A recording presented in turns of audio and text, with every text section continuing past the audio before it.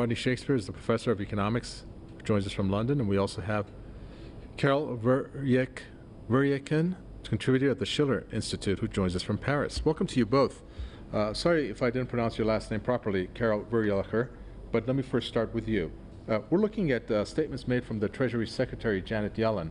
Some appear to be out of her league in terms of the I guess, position that she has as the Treasury Secretary.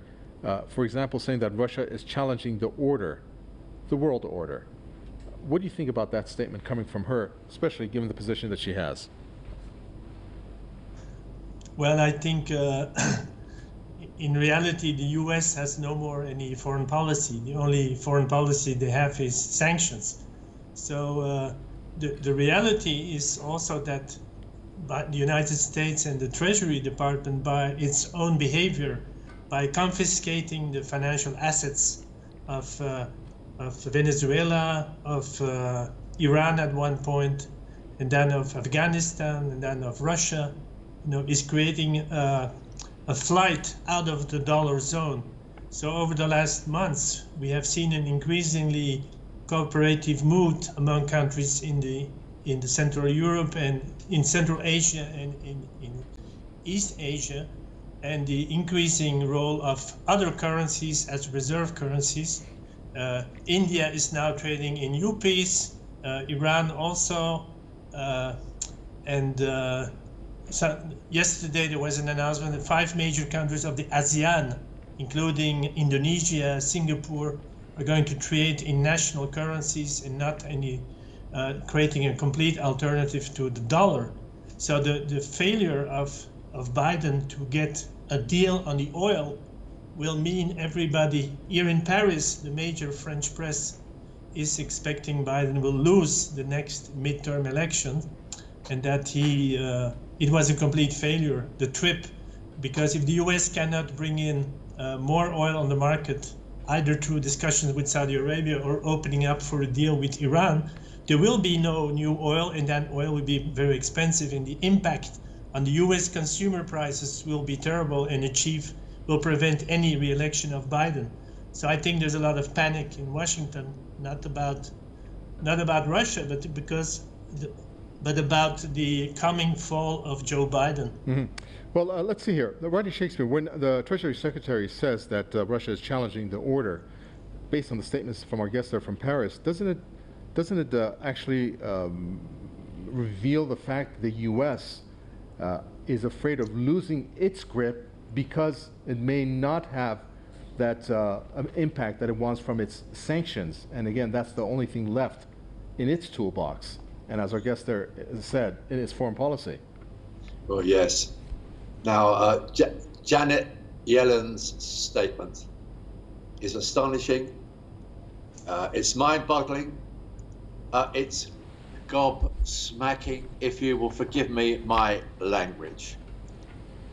There is one country which, more than anybody else, is wrecking the international economic order.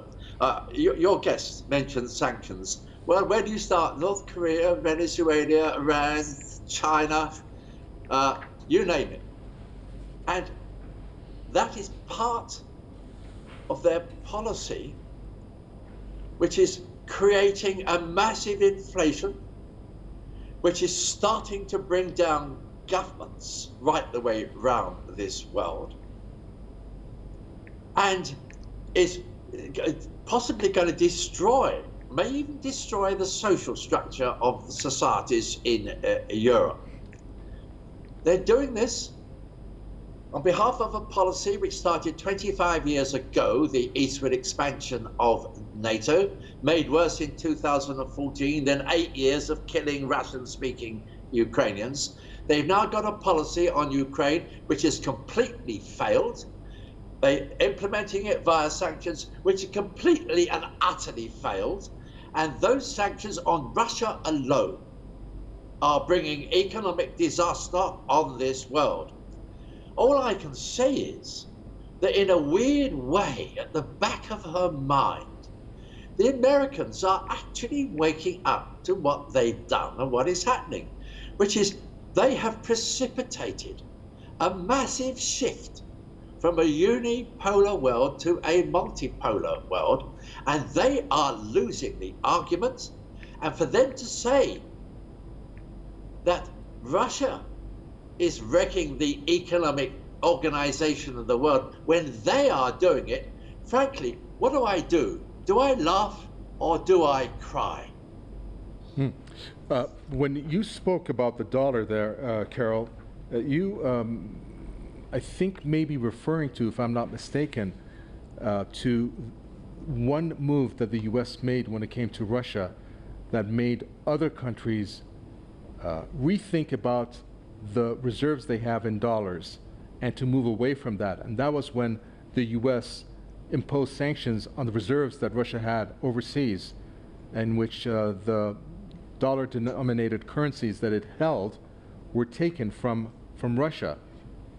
Because other countries were thinking, I'm guessing, that, hey, if the U.S. is going to do that because a country is not listening to its foreign policy, then we better get rid of our dollars. Is that a correct way of looking at this? Which then catapulted into a shift when it came to moving away from the dollar, something that was in motion already. Yes, in France, this started with the BNP Paribas. You know, at one time, the French bank, BNP Paribas, was doing oil deals with Iran, which were doing this in Geneva.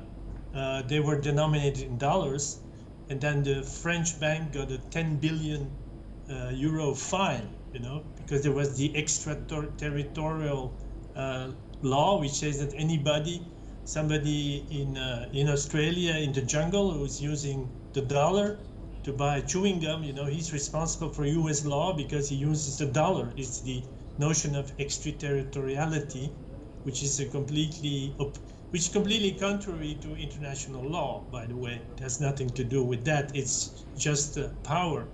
So this has gone, this of course has created conditions of non-confidence, and even in France we have major people which are just, it's a kind of national suicide, including for the US. So the idea of a new Bretton Woods, the Schiller Institute has been proposing that nations sit down, we cool down our minds, we say, well, whatever our differences, there are some common interests to have a new international security order, which should be based on mutual development. And that's maybe what Indonesia will bring up in the fall on the G20. That's what Russia and Turkey and Iran are discussing right now, even if they have major differences.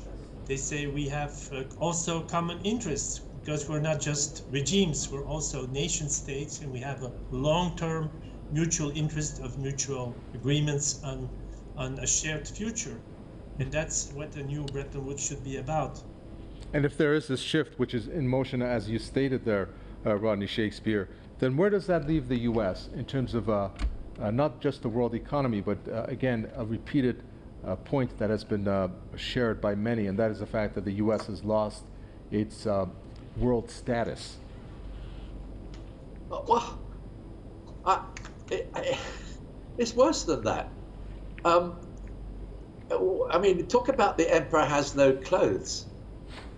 When you get a statement like that, where Janet Yellen blames Russia, and it is the policy of the USA and the sanctions which are creating the economic disaster and the inflation, and they're going to include the overthrowing of regimes friendly to the USA. I mean, you get stuck for words. But this is an example with human beings of when they are in a hole, they go on digging deeper until the hole collapses in on them. And that is precisely now what is happening. And round the world, country after country, organization after organization are simply waking up to it. And I don't think they'll laugh or cry. They're just, frankly, for starters, just be dumbfounded. And after that, I don't know what they do. I don't know. They're just dumbfounded. Okay, thank you very much for that. Rodney Shakespeare, Professor of Economics from London, and Carol Verheyen, contributor at the Schiller Institute from Paris. Thank you. Thank you. And with that, we come to an end for this edition of the News Review. Thanks for tuning in.